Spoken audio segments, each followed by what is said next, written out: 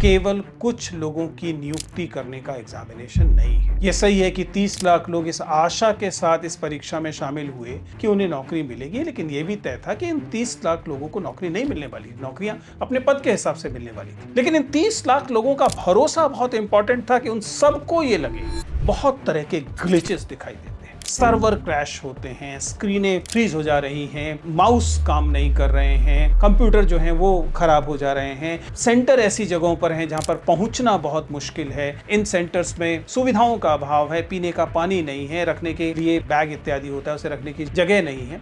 इन युवाओं को लगातार ये चिंता हो रही है कि आखिर ऐसा क्यों हो रहा है कि किसी को 500-700 किलोमीटर दूर के सेंटर दिए जा रहे हैं। उन सेंटर्स पर परीक्षाओं में एक बैच की परीक्षा और दूसरे बैच की परीक्षा के खत्म होने में अंतर क्यों है? नमस्ते दोस्तों, प्लीज सिट डाउन में आपका स्वागत है। एसएससी के हाल में जो एग्जाम हुआ है उसे लेकर पूरे देश में, दिल्ली में कोहराम मचा हुआ है, और क्यों ना हो। कल्पना कीजिए कि शोपियां का एक ब्लाइंड विद्यार्थी, विजुअली चैलेंज्ड विद्यार्थी, उसको जेएनके में सेंटर नहीं दिया जाता, उसे दिल्ली सेंटर दिया जाता है जो 700 किलोमीटर दूर पड़ता है, और वह यहाँ आता है परीक्षा देने के लिए, जहाँ आकर उसे पता लगता है कि उसका सेंटर रद्द हो गया है। इसी तरीके से राजस्थान में किसी को सेंटर दिया जाता है अंडमान निकोबार आइलैंड का, और केवल सेंटर की परेशानियां नहीं थी, और तमाम परेशानियां थी जिनकी वजह से ये तमाम विद्यार्थी सड़क पर आ गए और प्रतिरोध करने लगे, विरोध करने लगे। उनके साथ उनके शिक्षक सड़क पर आ गए और विरोध करने लगे। फिर पुलिस का दमन शुरू होता है और इत्यादि चीजें शुरू होती। आज के इस वीडियो में हम इस पूरी प्रक्रिया को थोड़ा गंभीरता से समझेंगे और फ्रॉम पॉइंट वन समझने की कोशिश करेंगे। तो सबसे पहले समझते हैं कि एसएससी परीक्षा का मतलब क्या है, एसएससी होता क्या है। ध्यान रखिएगा, जब हम यूपीएससी की बात करते हैं, यूनियन पब्लिक सर्विस कमीशन की, तो वह एक संवैधानिक निकाय होता है। लेकिन अगर हम एसएससी की बात करें तो एसएससी एक सबऑर्डिनेट रिक्रूटमेंट एजेंसी है, यानी कि ग्रुप ए सर्विसेज के अलावा जो सर्विसेज होती हैं, वे सर्विसेज जो यूपीएससी के परव्यू में नहीं आती, उन सर्विसेज में जो रिक्रूटमेंट किया जाता है उसके लिए एक बॉडी तैयार की गई है, staff selection commission. Staff selection commission न तो संवैधानिक निकाय है, न ही यह एक वैधानिक स्टैट्यूटरी बॉडी है। यह पूरी तरह से एक एग्जीक्यूटिव बॉडी है जो डीओपीटी यानी department of personal and training के अंतर्गत आती है। आसान भाषा में ये कह सकते हैं, ये सरकार का खुद का कार्यालय है।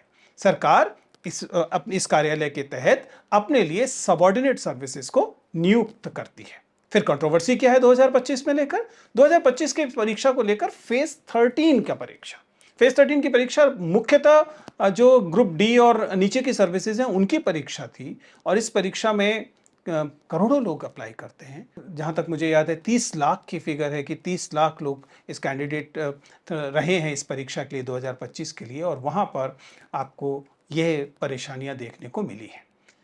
मैं बार बार कहता रहा हूँ कि जब हम पब्लिक एग्जामिनेशंस की बात करते हैं तो पब्लिक एग्जामिनेशन केवल कुछ लोगों की नियुक्ति करने का एग्जामिनेशन नहीं है।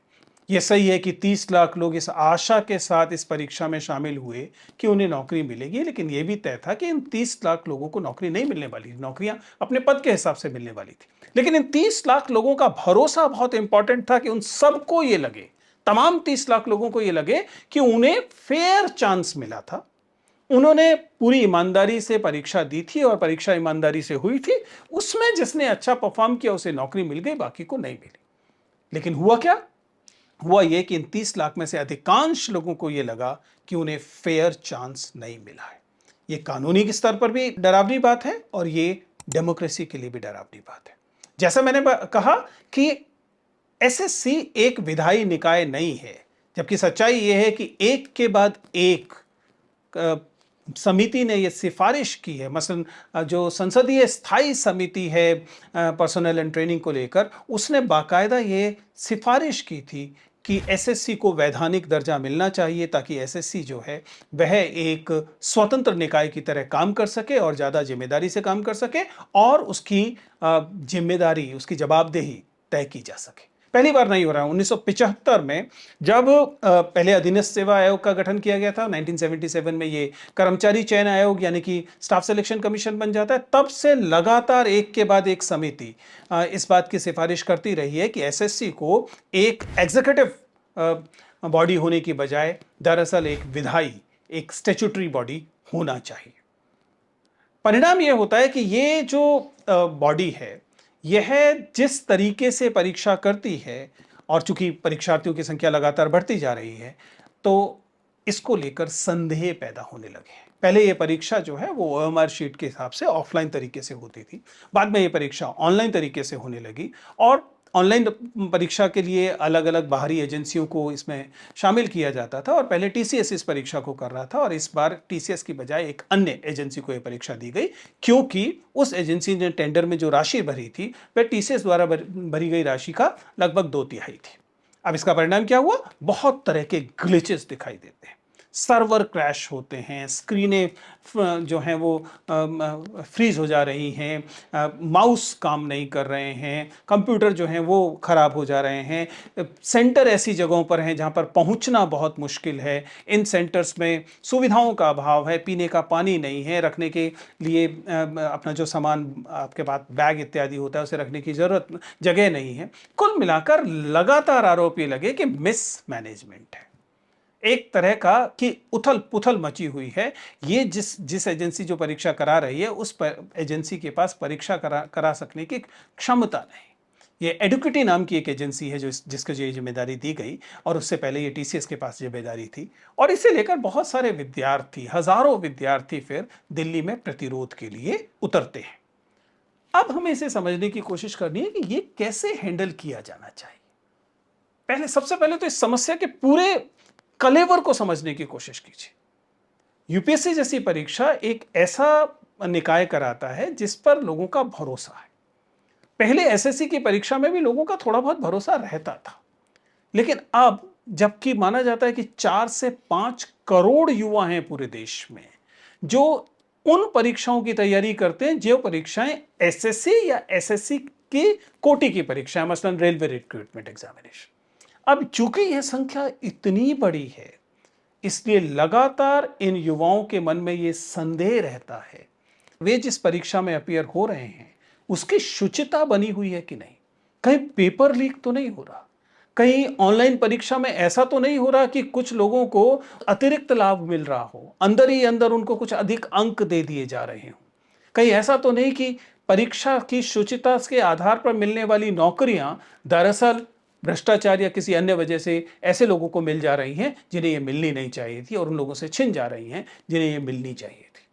हम ऐसा कतई दावा नहीं कर रहे हैं कि ऐसा हो रहा है कि नहीं हो रहा, लेकिन समझ ये कहती है कि न केवल पब्लिक एग्जामिनेशंस की क्रेडिबिलिटी होनी चाहिए बल्कि वह प्रतीत भी होनी चाहिए। It should appear as well. सच्चाई है कि ऐसा नहीं हो रहा है। इन युवाओं को लगातार यह चिंता हो रही है कि आखिर ऐसा क्यों हो रहा है कि किसी को 500-700 किलोमीटर दूर के सेंटर दिए जा रहे हैं। उन सेंटर्स पर परीक्षाओं में एक बैच की परीक्षा और दूसरे बैच की परीक्षा के खत्म होने में अंतर क्यों है? और ऐसा आप एक के बाद एक आपको ऐसे नैरेटिव्स मिल रहे हैं जिनमें विद्यार्थी इस तरह के आरोपों के साथ सामने आ रहे हैं। ध्यान रखिएगा, पब्लिक एग्जामिनेशन बॉडीज जो हैं वो custodian of faith of citizen होती है। कोई भी पब्लिक एग्जामिनेशन, सरकार द्वारा लिए जाने वाला कोई भी एग्जामिनेशन जो एजेंसी करा रही है वो custodian of faith of people है, और अगर ये फेथ ऑफ पीपल जरा सा भी दरकता है तो ये लोकतंत्र के लिए खतरनाक है। और अगर 4 करोड़ लोगों के मन में ये संदेह पैदा होता है, 4 करोड़ युवाओं के मन में ये संदेह पैदा होता है कि जो परीक्षा हो रही है वह परीक्षा शुचिता के साथ नहीं हो रही है, तब आशंकाएं और बढ़ जाती है। ये आशंकाएं इसलिए भी बढ़ जाती हैं क्योंकि ये आखिरी एग्जामिनेशन नहीं है। यही बॉडी, यही एजेंसी अभी इसी अगस्त के महीने में एसएससी सीजीएल परीक्षा लेगी, जो इससे ज्यादा महत्वपूर्ण परीक्षा मानी जाती है। और अब जो एस्पिरेंट्स हैं वे लगातार आशंकित हैं कि एसएससी सीजीएल परीक्षा में भी इसी किस्म की अनियमितताएं, अव्यवस्था देखने को मिल सकती है। ये जो अनसर्टेनिटी है, और ये पहली बार नहीं हो रहा, पहले लगातार इन विद्यार्थियों को गुहार करनी पड़ी कि एक तरह का शेड्यूल, एक तरह का कैलेंडर लेकर आए एसएससी, क्योंकि एसएससी के कैलेंडर को लेकर हमेशा एक तरह की अनिश्चितता बनी रहती। यूपीएससी आप जानते हैं कि हर साल अपना कैलेंडर लेकर आता है कि किस महीने में किस सप्ताह में कौन सी परीक्षा होगी, और विद्यार्थियों को पता होता है कि ये परीक्षा नियम से अपने समय के अनुसार हो जाएगी। लेकिन एसएससी ऐसा नहीं कर पाता, स्टेट के सबऑर्डिनेट बोर्ड्स ऐसा नहीं कर पाते। इससे लोगों का जो भरोसा है उस पर फिर से संकट आता है। And then please find out, ये करोड़ों लोग अपने सालों को लगाते हैं, इसका कितना इमोशनल, कितना मनोवैज्ञानिक प्रभाव, कितना संवेगात्मक प्रभाव इन विद्यार्थियों पर, इन युवाओं पर पड़ता है, कितना फाइनेंशियल दबाव इन लोगों पर पड़ता है। ये जो पब्लिक ट्रस्ट है, इस पब्लिक ट्रस्ट की वजह से वे अपनी जिंदगी के कई साल इस चीज को डिवोट करते हैं, इस चीज पर इन्वेस्ट करते हैं। अगर उन्हें ये पता लगे कि जिस वजह से उन्होंने अपने कई साल एक परीक्षा को दिए थे, वह परीक्षा ही दरअसल शुचिता के साथ नहीं हो रही थी, ईमानदारी के साथ नहीं हो रही थी, तो उन्हें कैसा महसूस होगा, उन्हें कैसा महसूस होगा, उनके परिवारों को कैसा महसूस होगा, वे जिन सपनों को बुन रहे थे उन पर क्या प्रभाव पड़ेगा।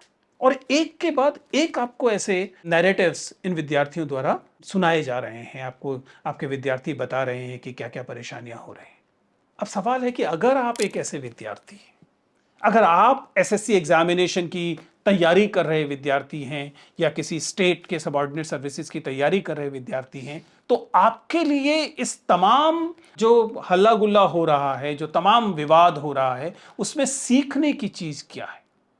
पहली चीज, अपने आप को अद्यतन रखिए, स्टे अपडेटेड।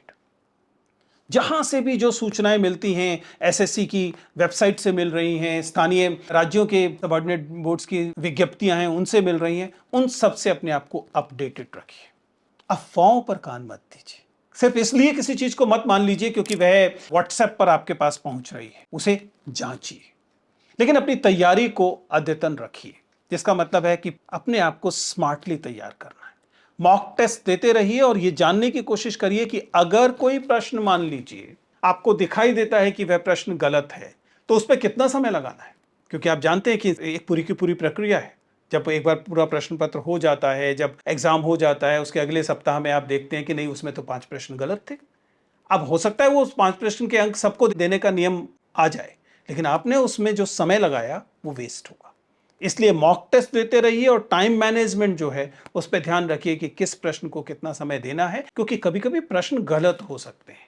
और एसएससी जैसे एग्जामिनेशन में, रेलवे रिक्रूटमेंट जैसे एग्जामिनेशन में ऐसे होने की संभावनाएं ज्यादा दिखाई दे रही है। आपस में जुड़ाव रखिए, अन्य एस्पिरेंट्स के साथ जुड़े रहिए, किसी प्लेटफॉर्म का हिस्सा रहिए, किसी कम्युनिटी का हिस्सा रहिए, एक दूसरे से सपोर्ट लीजिए और दीजिए। पीयर सपोर्ट इंपॉर्टेंट है।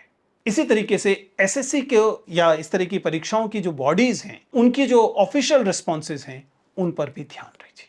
ध्यान रखिए, इनमें से कुछ भी आपकी उन समस्याओं का समाधान नहीं है जो समस्याएं एक गलत परीक्षा से पैदा हो सकती हैं। क्योंकि वाकई किसी भी गणतंत्र में, किसी भी रिपब्लिक में सारी पब्लिक एग्जामिनेशन का शुचितापूर्ण होना महत्वपूर्ण है। लेकिन जाहिर है कि आप सिर्फ उन चीजों पर काम कर सकते हैं जो आपके नियंत्रण में है, और आपके नियंत्रण में यह है कि आप इसका अपनी मानसिक अवस्था पर बहुत नकारात्मक प्रभाव न पड़ने दें। यह आपकी गलती नहीं है। हमारी पब्लिक एग्जामिनिंग बॉडीज आपका भरोसा नहीं जीत पा रही हैं, यह उनकी कमी है। लेकिन आपका जीवन आपका है, इसलिए उसे जितना न्यूनतम इससे प्रभावित होने देंगे, उतना आपके लिए बेहतर होगा।